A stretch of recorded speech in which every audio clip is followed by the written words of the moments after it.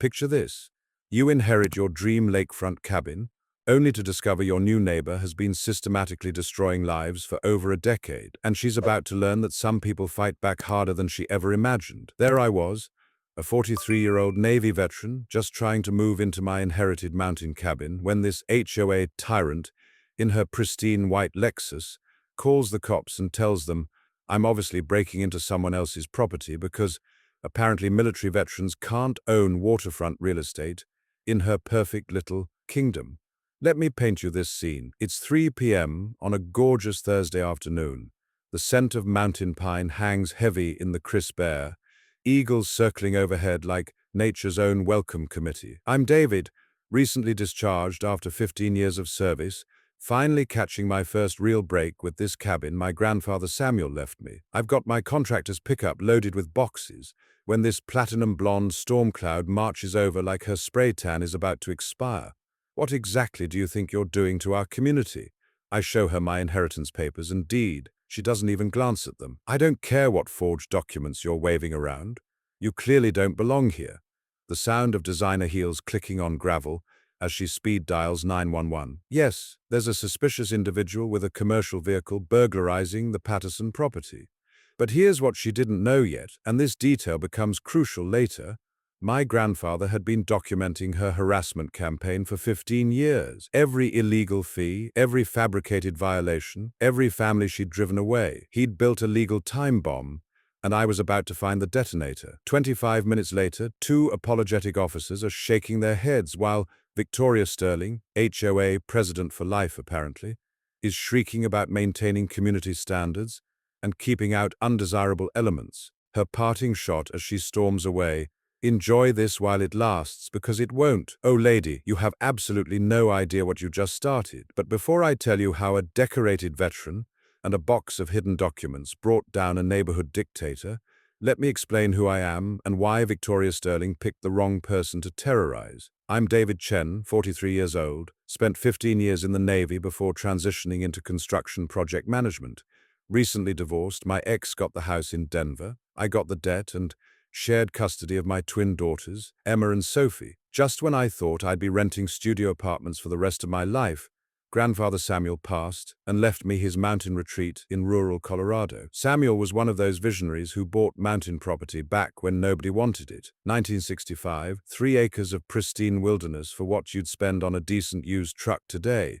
The cabin's a classic log construction, honey-colored timber that's weathered to perfection, stone chimney reaching toward the peaks, floor-to-ceiling windows facing the crystalline lake where morning mist dances like ghosts. Pine Ridge Estates is this exclusive community of 52 homes scattered around a glacier-fed lake, mostly wealthy retirees and tech executives with weekend getaways, the kind of place where everyone drives luxury vehicles and property taxes cost more than most people's annual salary. Enter Victoria Sterling, 49 years old, fresh highlights that cost more than my monthly child support, driving cars that depreciate faster than most people earn. She's been HOA president for 7 consecutive terms. Nobody else wants the thankless job, which should have been my first massive red flag. Her husband Charles runs a successful medical practice in town, seems decent enough when Victoria's not around, but clearly lives in constant fear of his wife's volcanic temper. No children, so Victoria treats the HOA like her personal fiefdom. This woman is obsessed with control.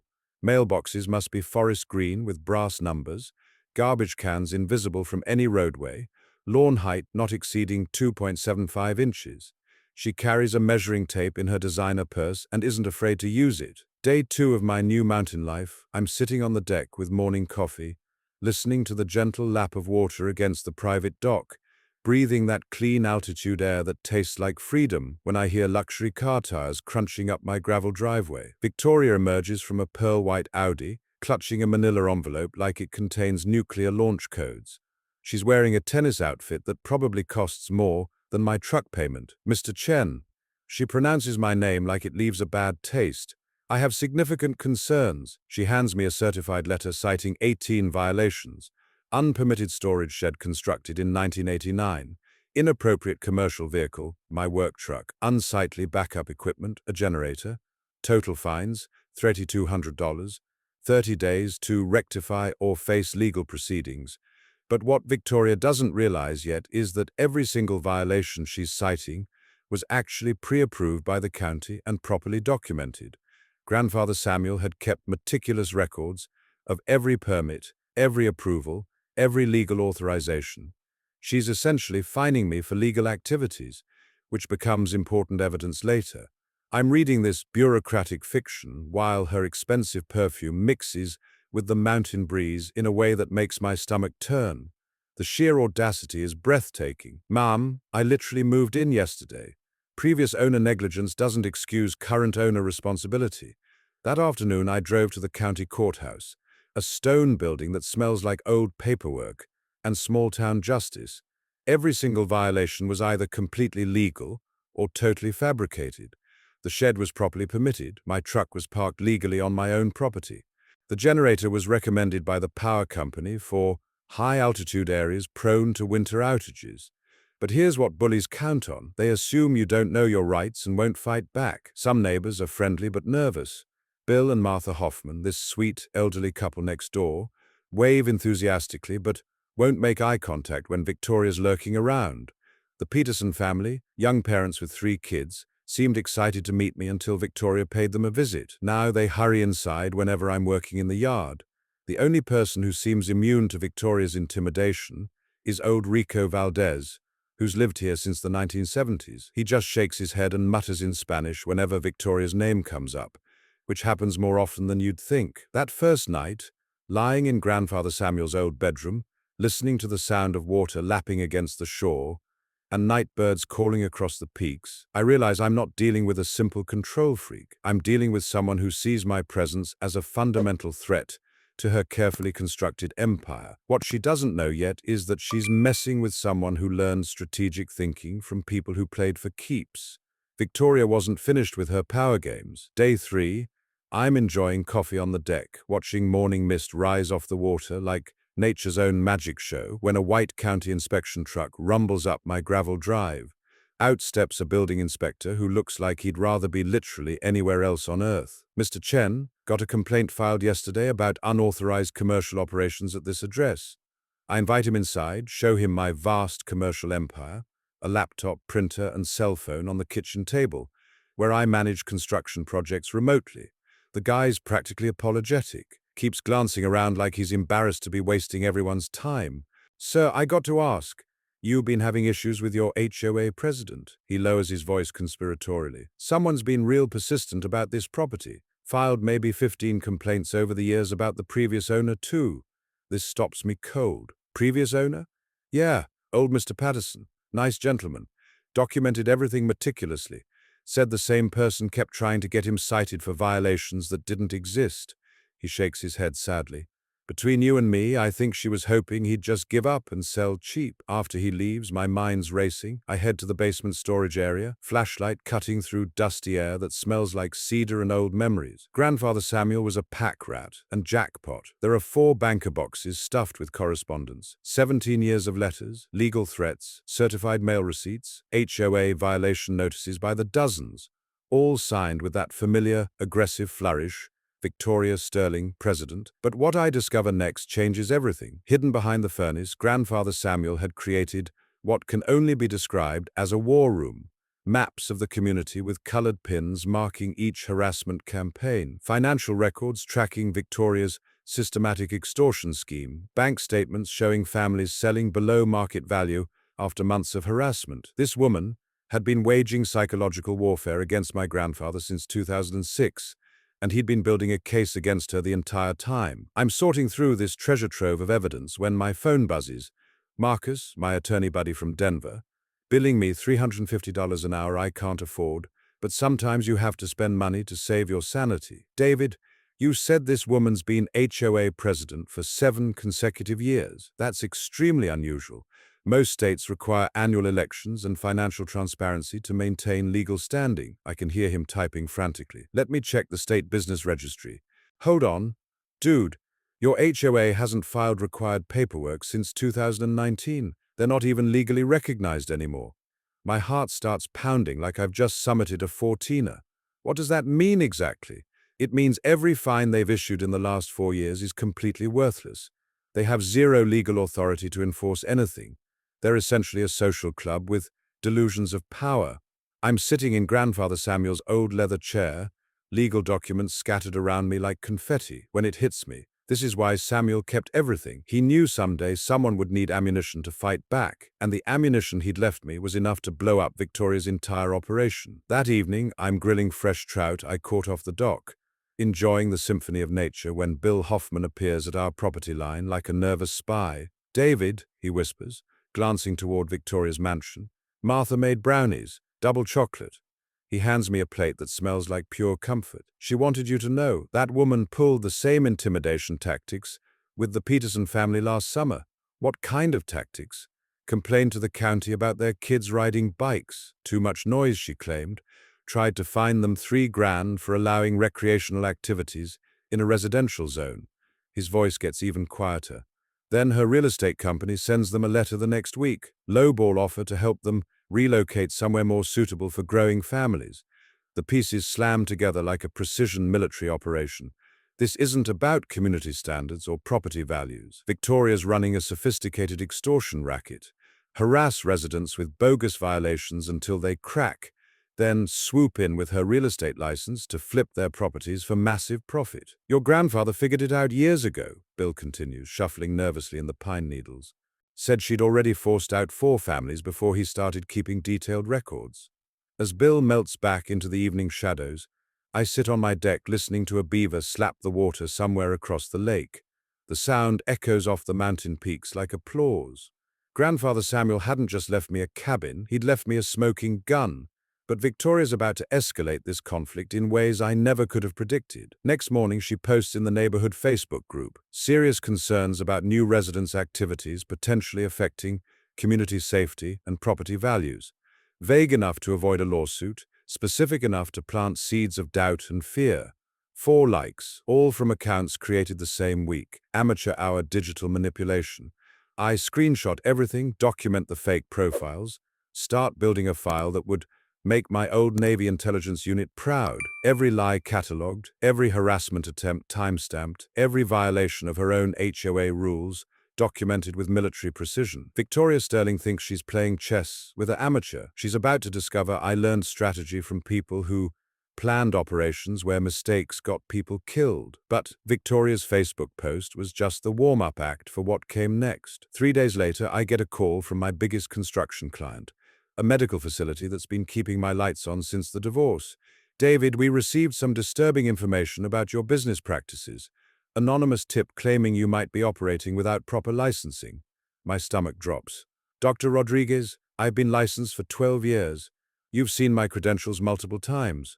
I know, it's probably nothing, but we have to be careful with liability insurance. Maybe we should put the contract on hold until you sort this out." After I hang up, steam practically shooting from my ears, my phone rings again, then again. 4 more clients, all receiving anonymous tips about my business practices. Someone's trying to destroy my livelihood systematically, but 2 can play the anonymous tip game, and I've got access to resources Victoria doesn't know about. I spend the afternoon researching Colorado real estate licensing requirements. Turns out agents who engage in harassment tactics or systematic solicitation of distressed properties can face license suspension. There's even an online complaint form that accepts documented evidence. The next evening, I attend what Victoria dramatically calls an emergency community meeting at the clubhouse. The building smells like expensive coffee and entitled anxiety. Fluorescent lights buzz overhead like angry wasps. 18 residents show up, about a third of the active community. Victoria stands behind a folding table like she's addressing the United Nations, instead of a room full of wealthy retirees. "We're here to discuss security concerns regarding our newest resident." She doesn't say my name, but her laser focus on me from across the room makes her target obvious. I've prepared a petition requesting enhanced background verification procedures. Bill Hoffman raises his hand tentatively. "Victoria, what specific security concerns are we talking about? Commercial operations in residential areas? Increased construction traffic? Unknown associates visiting at irregular hours?" Each lie delivered with courtroom confidence and 0 supporting evidence. I stand up slowly, pulling out my phone. "Actually, let's talk about legal operations versus illegal harassment campaigns." The room goes silent except for that buzzing fluorescent light fixture. Did everyone know this HOA hasn't filed required state paperwork since 2019? I start handing out printouts of the state business registry search. According to Colorado law, organizations that fail to maintain registration lose their authority to enforce rules or collect fees. Every violation notice issued in the last 4 years is legally meaningless. Dorothy Mueller gasps audibly. But we paid assessment fees last year to an organization with no legal standing to collect them. You might want to demand receipts and accounting records. Victoria's face cycles through confusion, anger, and something that looks suspiciously like panic. These are minor administrative oversights. The HOA has operated continuously since when? Show me the articles of incorporation, the board election records, the financial reports filed with the state. Show me any documentation that this organization legally exists.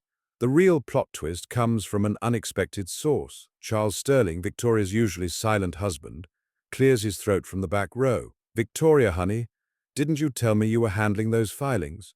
His voice is quiet, but carries clearly in the stunned silence. "You said everything was current and properly documented." Every eye in the room swivels between them like spectators at a tennis match. Victoria's perfect composure cracks like ice on a warming lake. "Charles, now really isn't the appropriate time for—" "Actually, it is the perfect time."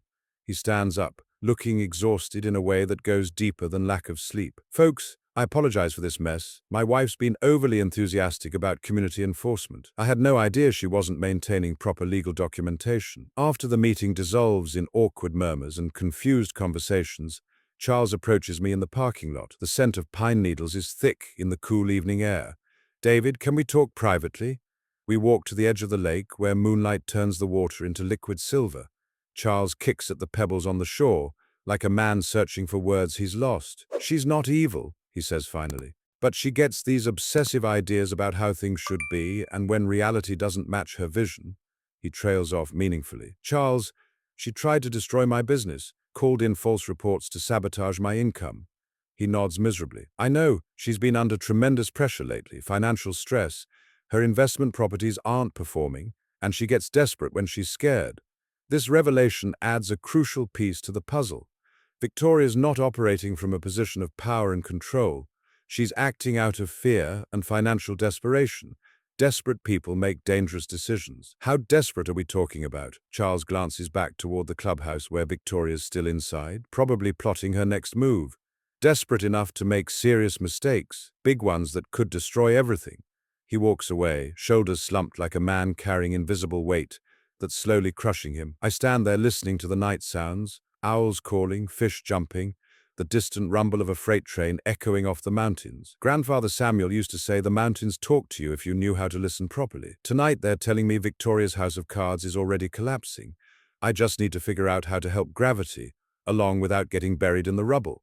The next morning I submit that real estate license complaint, complete with documented evidence of systematic harassment tactics, not to destroy her career but to establish that actions have consequences.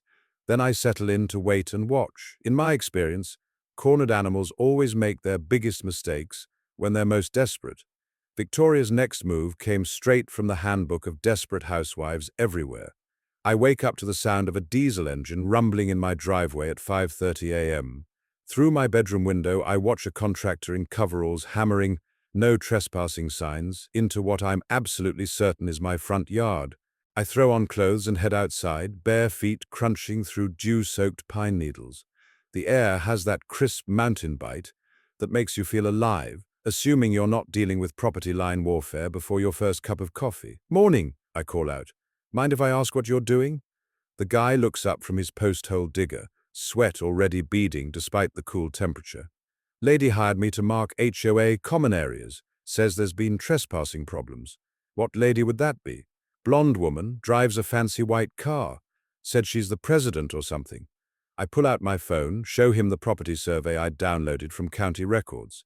"See this boundary line? You're standing about 30 feet inside my private property." His face drops like a stone hitting water. "Ah, hell. Sorry, man." She showed me some hand-drawn map, said this was community property. I watch him pull up the signs with increasing embarrassment. Lady seemed pretty confident about the boundaries.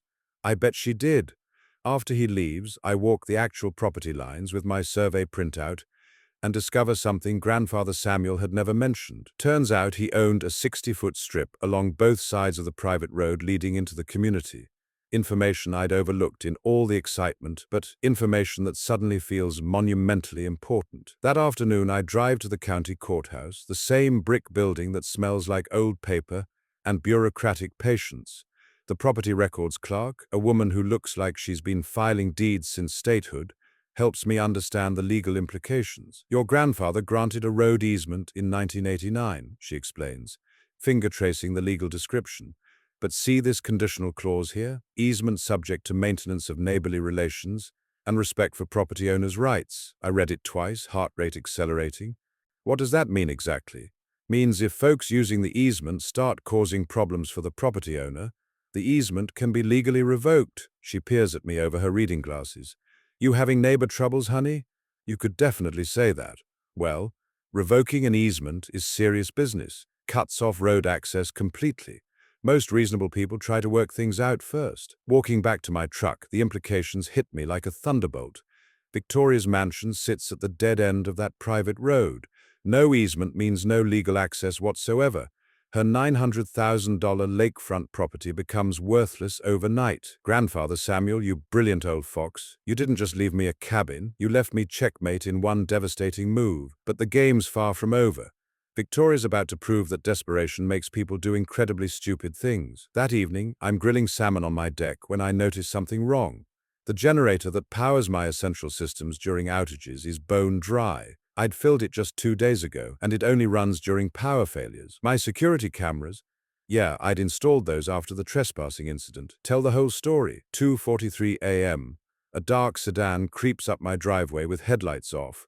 Someone gets out, does something near the generator, then leaves. License plates obscured, but I recognize that silhouette and that particular way of moving. The next morning brings a thunderstorm that knocks out power to half the county. My neighbor's backup systems hum to life efficiently. Mine sits silent, sabotaged. But I'm not some helpless city boy. 15 years in the Navy teaches you to plan for multiple contingencies. I've got backup fuel supplies hidden in the shed, and within an hour I'm back online, while Victoria's probably expecting me to be fumbling around in the dark like a helpless victim. The real surprise comes when I review the complete surveillance footage. My mailbox, which was standing perfectly straight Tuesday morning, is now listing 20 degrees to the left. The newspaper I'd left on my front step is scattered across the yard like confetti. Petty vandalism. The calling card of someone who's losing control but isn't ready to surrender. But every act of sabotage just gives me more ammunition. I document everything with military precision. The fuel theft, the mailbox vandalism, the trespassing violations. Then I file a formal complaint with the sheriff's department, complete with high-definition video evidence, not seeking immediate arrest, just establishing an unbreakable paper trail that will become crucial later. Deputy Williams, a no-nonsense woman with calloused hands and intelligent eyes, reviews the footage on her tablet while sitting at my kitchen table. Mr. Chen, this looks like escalating harassment with clear criminal elements. You want to press charges immediately? Not yet, but I want everything officially documented. Something tells me this is going to get much worse before it gets better. She nods with understanding. Small communities like this, sometimes people get territorial beyond reason, but theft and vandalism cross legal lines that trigger serious consequences. She hands me her business card. You call me directly if anything else happens, day or night. Don't wait. That evening, I sit on my dock, watching the sun set over the water, painting the mountain peaks in shades of orange and pink that would make professional photographers weep with envy. The smell of wood smoke drifts from someone's chimney, mixing with the clean scent of pine and rain-washed air. Bill Hoffman approaches along the shoreline, moving carefully on the slippery rocks, left by the afternoon's thunderstorm. David, Martha's worried about you. We saw the police car today. Just documenting some incidents, Bill. Nothing to lose sleep over. He settles onto the dock beside me, old joints creaking like the wooden planks beneath us. That woman's getting desperate. Charles told me she missed 3 mortgage payments on their house. This catches my full attention. Financial pressure, investment properties underperforming. Something about the luxury market being soft. Bill's voice gets quieter. Charles thinks she might be borrowing against their retirement accounts to stay afloat. Some kind of over-leveraged investment scheme that's failing spectacularly. the pieces click into place with almost audible precision. Victoria's not harassing me for entertainment. She needs properties to flip, and she needs them fast. My cabin represents potential profit she literally can't afford to walk away from. Bill, when someone's drowning financially, they'll grab onto anything to stay afloat, even if it pulls other people under with them. He nods grimly. Just be careful, son. Desperate people do dangerous things that rational people would never consider. As Bill heads home through the gathering darkness, I sit listening to the night symphony. Frogs, insects, the distant call of a night heron hunting in the shallows. Victoria's escalating because she's running out of options and time, which means her next move is going to be her biggest mistake yet, and I'm absolutely ready for it. The breakthrough came from the most unexpected place. Grandfather Samuel's old recipe collection. I'm cleaning out the kitchen pantry, finding canned goods that expired during the previous decade, when I accidentally knock over this wooden recipe box tucked behind the flour canister. Recipe cards scatter across the linoleum like oversized confetti, and that's when I see it, a sealed envelope marked, "For whoever comes after me," in Grandfather Samuel's distinctive handwriting. My hands are actually trembling as I tear it open. The letter inside is dated just 2 months before he died. If you're reading this, that means Victoria Sterling is probably giving you hell like she gave me for 17 years. She's been after this property since she moved here, and I've got the documentation to prove every illegal thing she's done. Check the fireproof safe under the loose floorboard in the master bedroom closet. Everything's there, the real story of what she's been doing to families around here. The floorboard squeaks like a rusty hinge when I pry it up. Inside the fireproof safe, wrapped in plastic bags like evidence from a crime scene, are photographs, bank records, and a hand-drawn map of the community with houses marked in different colors. Red X's mark 6 properties where families had been systematically harassed until they sold. The Henderson place sold 2018 after mysterious septic emergencies that turned out to be fabricated. The Williams family relocated after their teenage son was repeatedly cited for noise violations from practicing violin. The elderly Kowalski couple moved to assisted living after Victoria reported them for unsafe living conditions that county inspectors found to be completely false. Every red X represents a family that Victoria systematically terrorized until they cracked. Every property was purchased through Sterling Realty, Victoria's company, for 25–40% below market value, then flipped within 8 months for massive profits. But Grandfather Samuel had discovered something else that changes everything. Bank records showing Victoria's investment scheme was failing catastrophically. She'd leveraged everything, her house, Charles's medical practice, even borrowed against their life insurance, to fund property flips that weren't selling in the changing market. According to Samuel's meticulous notes, she owed $63,000 in back taxes on investment properties. Her real estate license had 4 formal complaints filed against it for aggressive solicitation tactics. She was bleeding money faster than she could acquire new properties to flip. The final piece of the puzzle hits me like a physical blow. A copy of a desperate letter Victoria sent to Grandfather Samuel just 3 weeks before he died. "Mr. Patterson, I'm prepared to offer $220,000 for your property, which is extremely generous considering the extensive repairs needed and market conditions. I can provide cash within 72 hours if you sign the attached purchase agreement. This offer expires in 48 hours, and I cannot guarantee future opportunities will be as favorable. Market value for Grandfather Samuel's property, $520,000 minimum, according to recent comparable sales." She wasn't just a power-hungry HOA president. She was running a systematic extortion racket, targeting vulnerable residents to feed her failing investment addiction. And now she was facing complete financial ruin if she couldn't acquire and flip properties fast enough to service her crushing debts. I'm sitting on Grandfather Samuel's bedroom floor, surrounded by evidence of a 17-year crime spree, when my phone buzzes. Text from an unknown number. "We need to talk. Meet me at Mountain View Diner on Highway 24. Come alone, Charles." 30 minutes later, I'm sliding into a cracked vinyl booth across from Victoria's husband. He looks like he hasn't slept in weeks. Bloodshot eyes, stubble, shirt wrinkled like he'd slept in his car. "She doesn't know I'm here," he starts without preamble. "If she finds out," he shakes his head, stirring sugar into coffee with hands that won't stay steady. "Charles, I know about the investment properties, the debts, the systematic harassment scheme. I know everything." His face goes white as mountain snow. "How much do you actually know?" Everything. Grandfather Samuel documented it all for 17 years. Charles closes his eyes like he's in physical pain. I tried to stop her years ago when it started getting out of hand, but she said we were in too deep to quit. Said one more flip would fix everything, get us back to even. How bad is the financial situation, really? We're 2 months from losing everything. The house, my practice, her business license. She's borrowed against assets that don't even exist anymore. His voice drops to a whisper. David, she's talking about doing something desperate, something that would force you to sell immediately. The coffee in my cup suddenly tastes like ash. What kind of desperate? I don't know specifics, but she's been researching insurance claims, talking to contractors about accidental property damage. She thinks if your cabin becomes uninhabitable, you'll take a quick cash offer and disappear. The weight of it settles on me like a lead blanket. Victoria's not just harassing me anymore. She's planning to destroy my home, but Charles's revelation gives me something more valuable than evidence.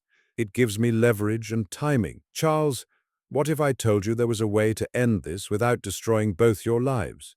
He looks up, hope flickering in tired eyes like a candle in mountain wind. The road easement to your house runs directly through my property. One legal document and Victoria's mansion becomes landlocked, completely worthless. The implications hit him immediately. You could do that?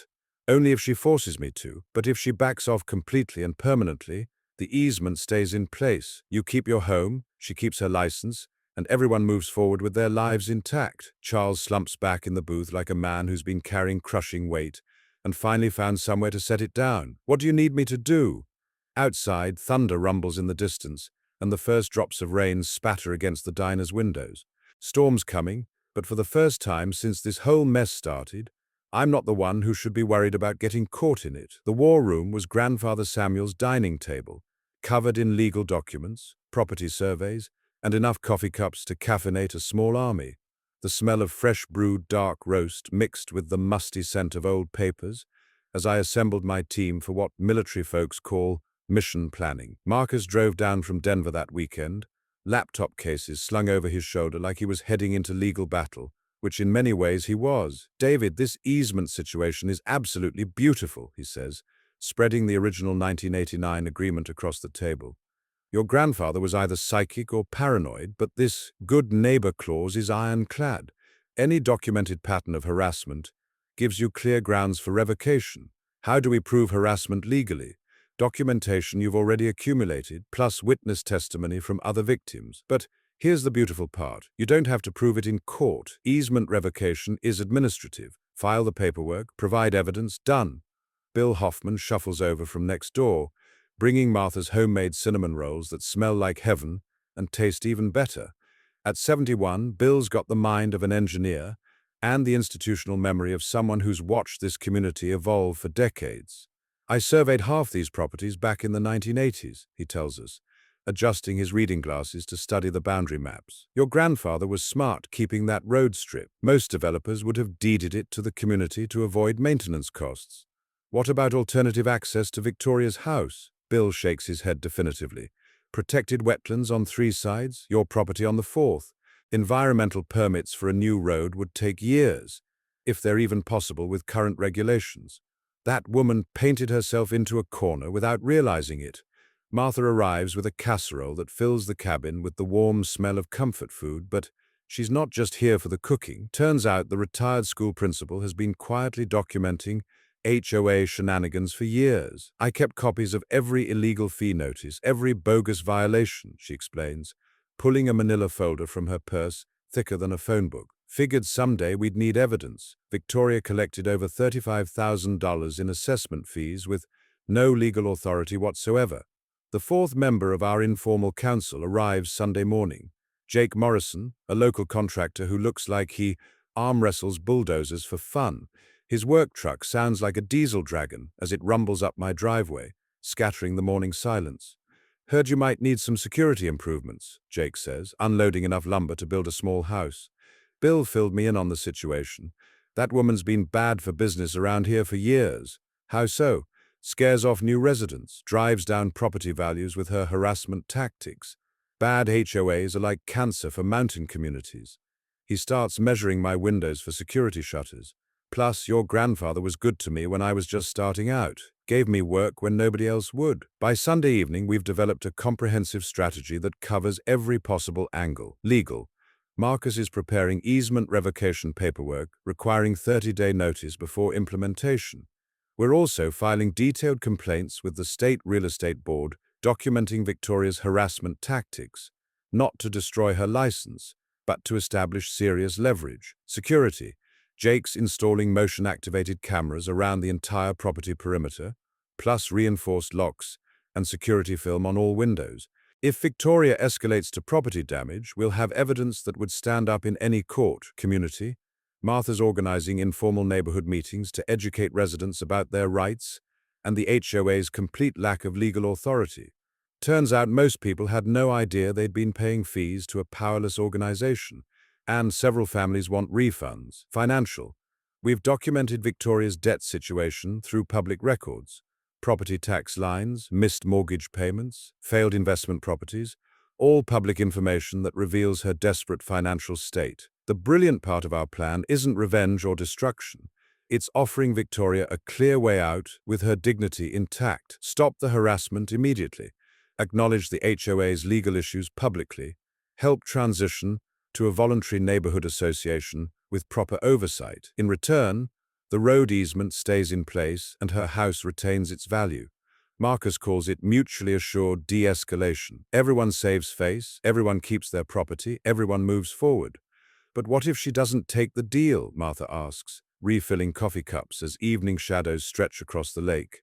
Then we implement Plan B, I reply, tapping the easement revocation paperwork. Her house becomes landlocked, unsellable, and worthless. Sometimes the best weapon is one you never have to use. Bill nods approvingly. Your grandfather would be proud. He always said the best victories are the ones where nobody has to lose everything. As my team disperses into the Sunday evening twilight, I sit on the deck listening to the familiar symphony of frogs and nightbirds. The air carries the scent of pine and possibilities. Charles has been texting me updates. Victoria's getting more erratic, talking about final solutions and teaching that veteran a lesson he won't forget. She's borrowed another $20,000 against their home equity to fund some mysterious project. We're ready for whatever she's planning. Camera systems recording 24/7, neighbors aware and supportive, legal documents prepared for immediate filing, but I'm hoping it doesn't come to nuclear options. Cornered animals are dangerous, and Victoria Sterling is definitely feeling cornered. The next phase of her desperation is about to begin. The question is whether she'll choose the exit ramp we're offering, or drive straight off the cliff. Either way, I'm ready. Victoria's desperation hit new levels on a Tuesday that started perfectly normal. I'm having my morning coffee, watching a great blue heron stalk fish in the shallows, when my phone explodes with notifications. 27 missed calls, 19 voicemails, and a barrage of texts that make my blood run cold. The fake property management company called themselves Mountain Asset Recovery. Professional website, official-looking letterhead, the whole sophisticated operation. Their first move was placing a lien on my cabin for unpaid community maintenance fees, totaling $22,000. I'm reading this legal-looking document, hands shaking with rage, when Marcus calls back. David, this is sophisticated fraud. They filed paperwork with the county claiming your property owes back assessments to a management company that didn't exist 3 weeks ago. His voice is tight with controlled anger. Whoever's behind this knows just enough law to be extremely dangerous. How is this even possible? Someone with real estate knowledge, access to legal forms, and enough desperation to commit multiple felonies. Marcus pauses significantly. The good news, fake liens are serious federal crimes. The bad news, until we get this sorted out, you can't sell or refinance your property.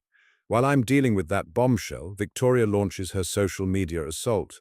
The Pine Ridge Estates Facebook group lights up with posts about suspicious activity at my property. Fake photos showing construction equipment that was never there.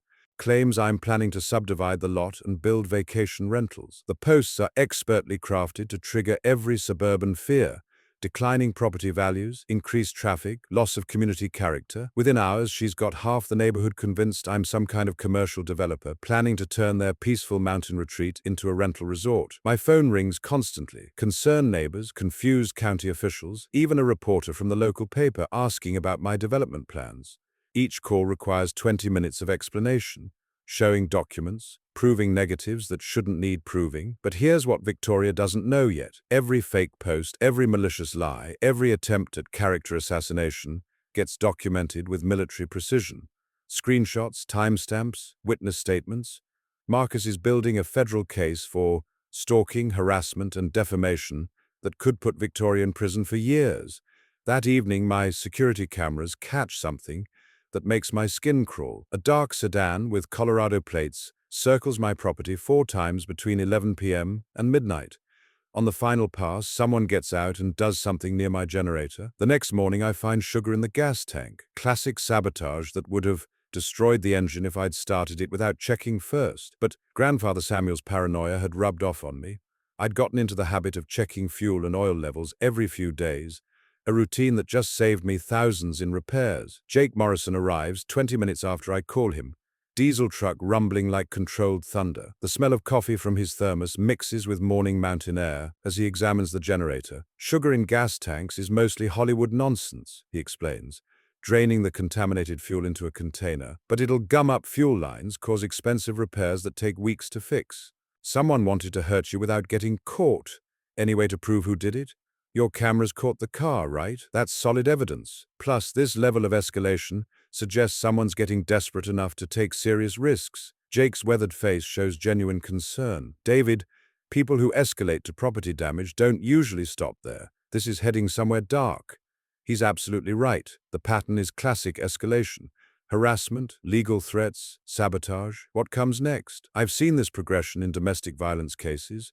Workplace disputes, neighborhood feuds that end in violence. Time to call in professional help before this spirals completely out of control. Deputy Williams arrives that afternoon, her patrol car kicking up dust as she navigates my gravel driveway. She's all business, taking photos, documenting evidence, asking the kind of detailed questions that suggest she's seen this escalation pattern before. Mr. Chen, I'm going to be completely straight with you. Whoever is doing this is escalating rapidly and dangerously. Fake liens, property sabotage, surveillance. This isn't amateur hour anymore. What's your recommendation?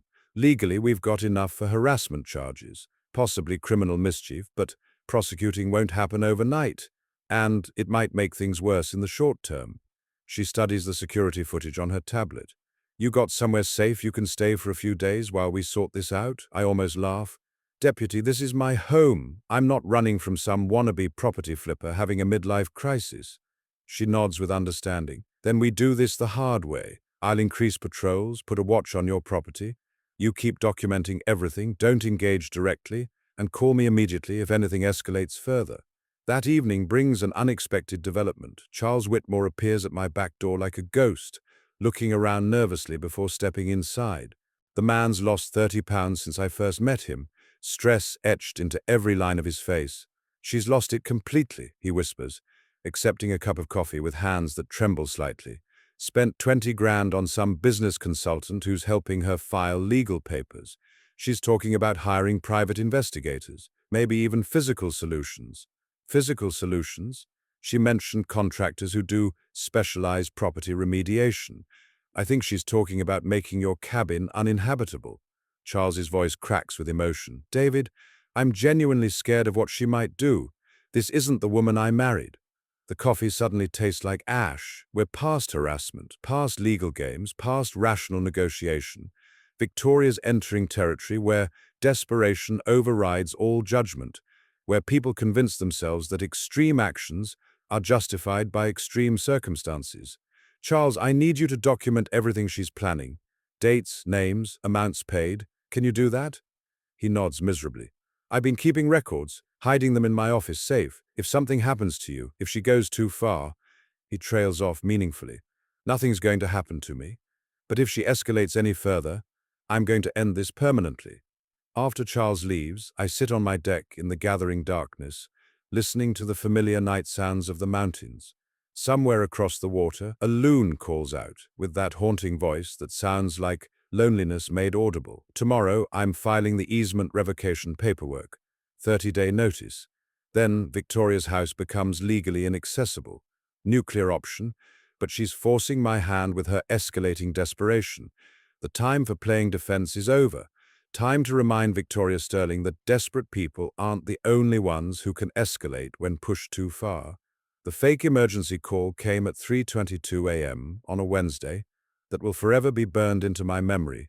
I'm jerked awake by the sound of diesel engines and flashing lights cutting through my bedroom curtains like angry red lightning, 7 sheriff's deputies, a bomb squad van, and enough firepower to invade a small country, all because someone called in an anonymous tip about a disturbed veteran stockpiling weapons and making threats against the community. I stumble onto my front porch in boxers and a t-shirt, hands visible, moving slowly like you do when you're facing nervous cops with military experience at 3:30 a.m. The air smells like diesel exhaust and adrenaline. David Chen, the lead deputy's voice is professional but tense. We received a report about weapons and potential domestic terrorism at this address. Deputy, I'm a veteran with legally owned firearms locked in a safe. You're welcome to check my permits. I keep my voice calm, even though my heart's hammering like a woodpecker on espresso. This sounds like another false report from my neighbor who's been harassing me for months. 3 hours later, after they've searched every inch of my cabin and found nothing more dangerous than a kitchen knife and my legally registered handgun, Deputy Williams pulls me aside. David, whoever called this in knew specific details about your military service, your consulting work, even your divorce records. This wasn't random harassment. Her face is grim in the morning light. Someone's doing serious research on you, building a case for you being dangerous. Any way to trace the call? Burner phone, call made from a gas station 40 miles away. But the details they provided, this had to come from someone with access to private databases or extensive research capabilities. The implications hit me like cold mountain water. Victoria's not just desperate anymore. She's gone full private investigator, digging into my background, looking for ammunition to weaponize against me. While I'm dealing with the aftermath of the fake weapons report, Victoria launches her media campaign. Local newspaper gets an anonymous tip about troubled veteran with history of violence. Completely fabricated, but damage is done before the editor can verify any claims. My phone starts ringing constantly. Reporters, neighbors, even my ex-wife calling to ask if I'm having episodes again. The story spreads through social media like wildfire. Armed veteran under investigation in mountain community. None of it's true, but truth doesn't matter when fear gets its hooks in people. My construction consulting clients start canceling contracts. The medical practice that's been my biggest account sends a terse email about reputational concerns and patient safety protocols. 15 years of building professional credibility wiped out by one anonymous phone call and some fabricated social media posts. But Victoria's biggest mistake is underestimating how thoroughly I've prepared for exactly this moment. Every fake report, every malicious lie, every attempt at character assassination gets documented with military precision. Timestamps, screenshot evidence, witness statements. Marcus is building a federal case for stalking, harassment, and defamation that could put Victoria in prison for years.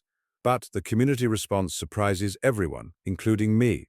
Martha Hoffman organizes a coffee and clarity meeting at the clubhouse, inviting every resident to hear actual facts instead of Facebook rumors. 38 people show up, the largest community gathering in years. The building smells like fresh coffee and nervous energy as Martha stands at a folding table covered with documents.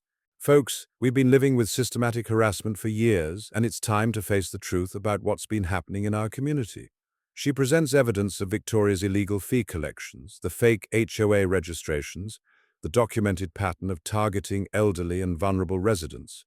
Bill Hoffman provides surveying records showing property boundary disputes fabricated from thin air. The Peterson family, who'd been avoiding me since Victoria's Whisper campaign began, stands up to apologize. "We were scared," Mrs. Peterson admits, her voice shaking. "Victoria told us David was dangerous, that our kids weren't safe. But after seeing this evidence," she gestures toward the documents, "we've been manipulated by someone who profits from our fear."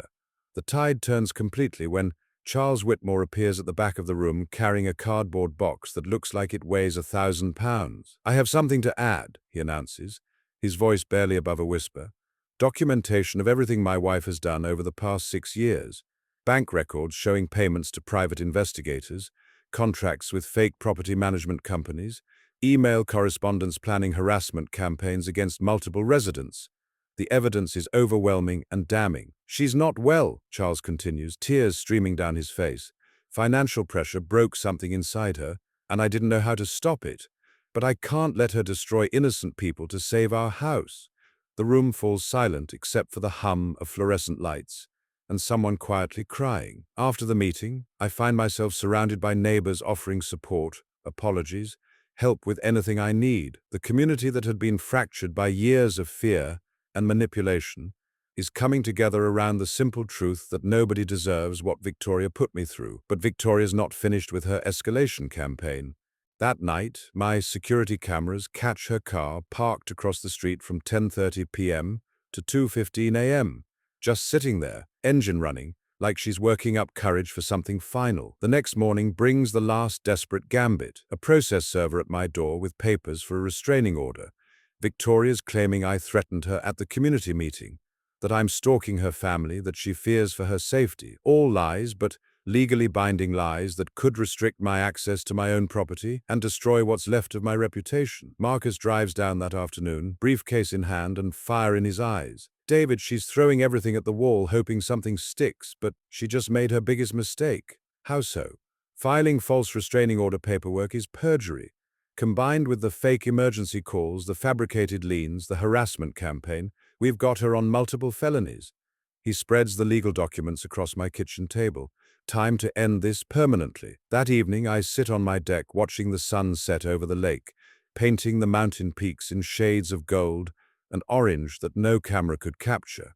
The air smells like wood smoke from someone's fireplace, mixed with the clean scent of pine and possibility. Tomorrow we file everything: the easement revocation, the federal harassment charges, the defamation lawsuit, nuclear options. But Victoria's forced us into this corner. With her escalating desperation, part of me feels sorry for her. Financial pressure can break anyone, make them do things they never imagined possible. But sympathy ends when someone tries to destroy your life to save theirs. The loons are calling across the water, their haunting voices echoing off the peaks like ghosts of all the peaceful evenings Victoria's harassment has stolen from me. Time to take them back. The monthly HOA meeting on November 12th will go down in Pine Ridge Estate's history as the night everything changed. Word had spread through the community like wildfire. This wasn't going to be another boring discussion about mailbox colors and snow removal protocols. The clubhouse parking lot was packed by 6:30 p.m., 15 minutes before the scheduled start. Cars I'd never seen before, neighbors who hadn't attended a meeting in years, even some folks from adjacent communities who'd heard about our situation through the mountain grapevine. Inside, the usual smell of old coffee and floor wax was overwhelmed by nervous energy and the sharp scent of anticipation. 51 people crammed into a space designed for 30, folding chairs arranged in rows facing Victoria's usual command table at the front. But tonight, the power dynamics were completely different. Marcus sat in the front row, briefcase at his feet like a loaded weapon. Deputy Williams stood near the back door, officially observing, but really there in case things got ugly. Sarah Chen from the local newspaper had her recorder app running, Martha's invitation, ensuring whatever happened tonight would become public record. Victoria entered at exactly 7 p.m., Charles trailing behind her like a defeated shadow. She looked different, thinner, more brittle, designer clothes that couldn't hide the stress fractures showing around her eyes. But her voice was steady as she called the meeting to order. Thank you all for coming to address the ongoing security concerns affecting our community. I almost laughed. Security concerns, like I was some kind of terrorist threat, instead of a guy who just wanted to drink coffee on his deck in peace. As you know, we've had ongoing issues with a new resident whose activities have raised serious questions about community safety and property values. She gestured toward a manila folder thick with fabricated evidence. Tonight, I'm proposing an emergency assessment of $7,500 per household to fund enhanced security measures. The room erupted. $7,500 was serious money for most of these retirees. Voices overlapped in confusion and anger until Bill Hoffman stood up, using his surveyor's authority to command attention. Victoria, before we discuss assessments, maybe we should discuss legal authority, specifically whether this HOA has any legal standing to collect fees or enforce rules. Victoria's confident facade flickered like a candle in mountain wind. Bill, these are minor administrative issues that don't affect— Actually, they do. I stood up slowly, feeling 51 pairs of eyes on me, because as of this morning, I filed formal paperwork revoking the road easement that provides access to your house. The room went dead silent. You could hear the fluorescent lights buzzing overhead, someone's stomach rumbling, the distant sound of traffic on the highway. "What that means," I continued, my voice carrying clearly through the stunned silence, "is that in 30 days you'll have no legal right to use the road that leads to your property. Your house becomes landlocked, worthless."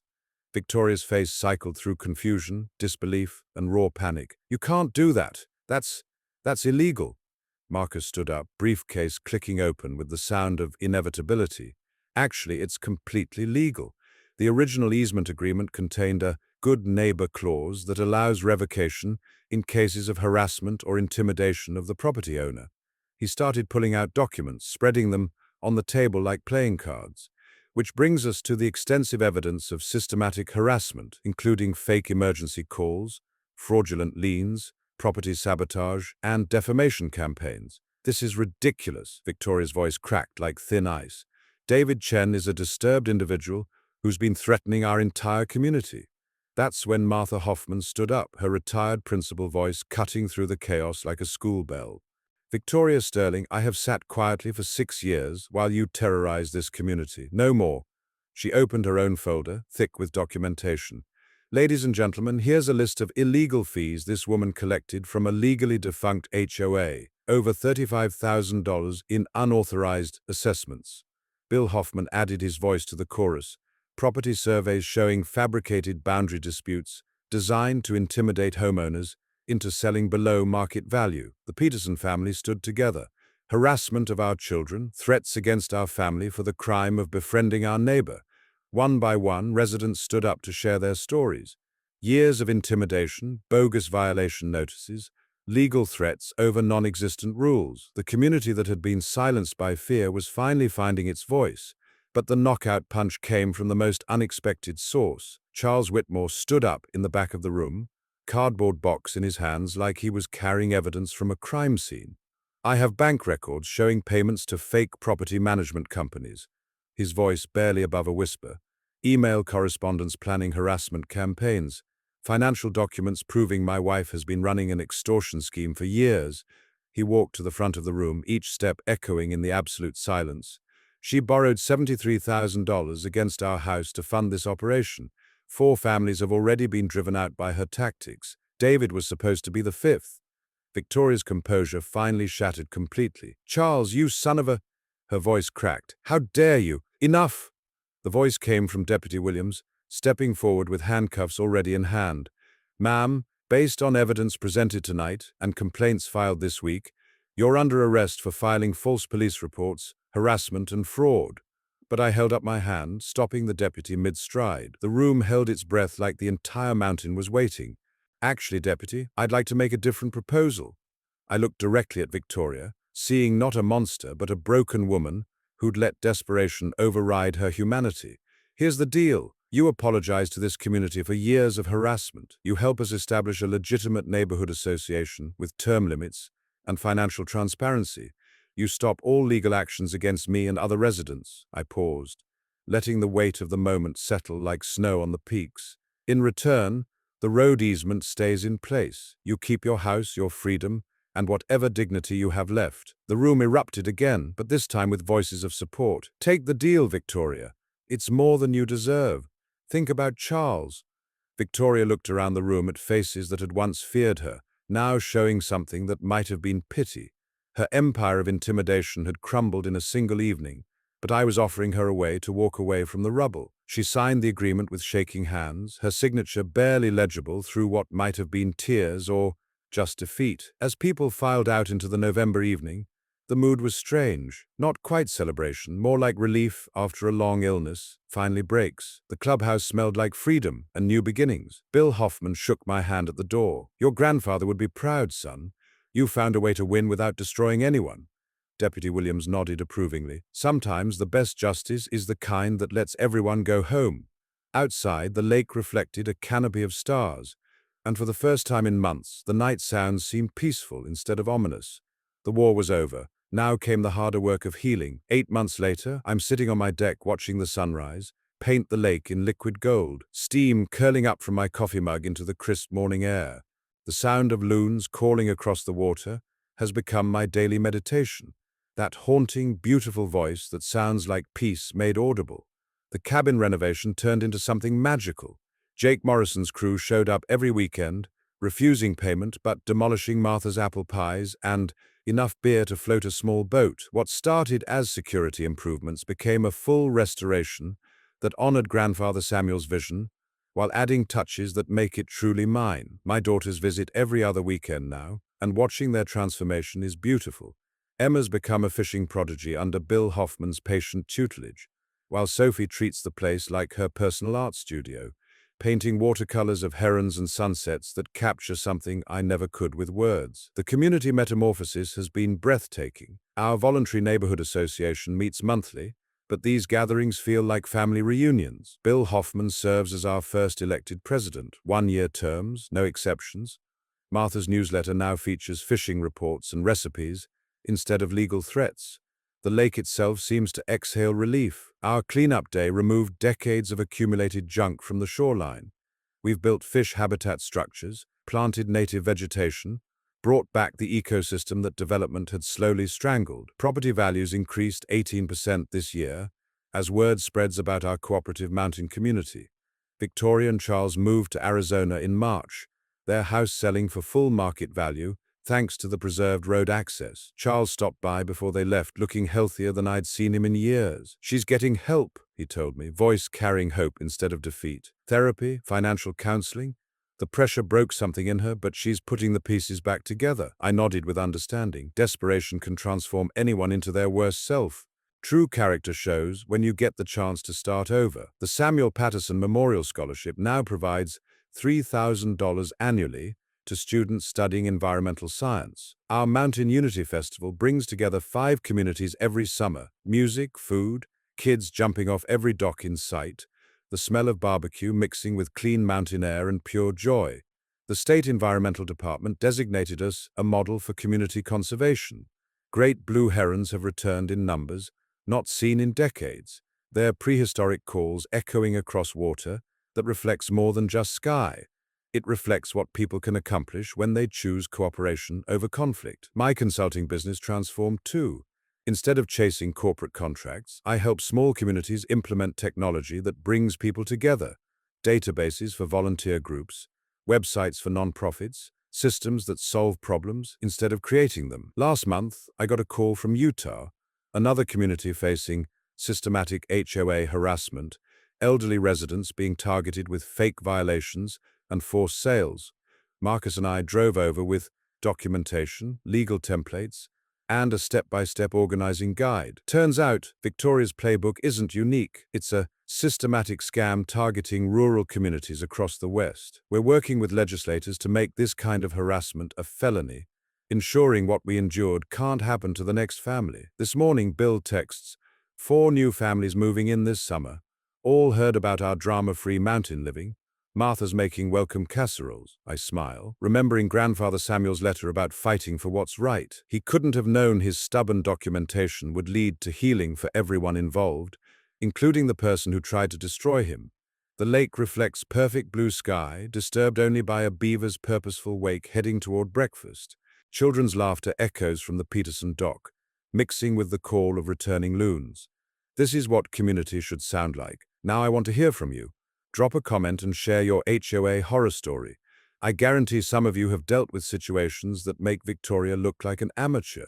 Your experiences might help someone else fighting their own neighborhood dictator.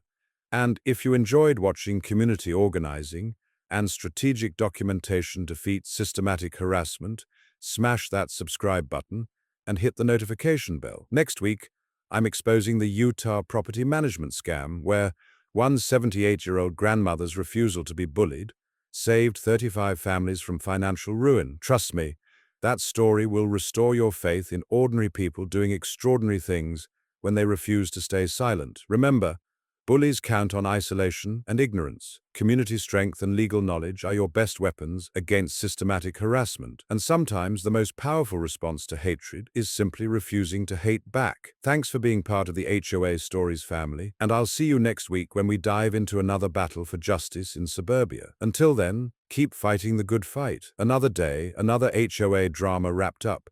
If this story made you shake your head or fist pump in victory, smash that like button, share your own HOA experience below, and subscribe so you'll never miss another battle against neighborhood bullies.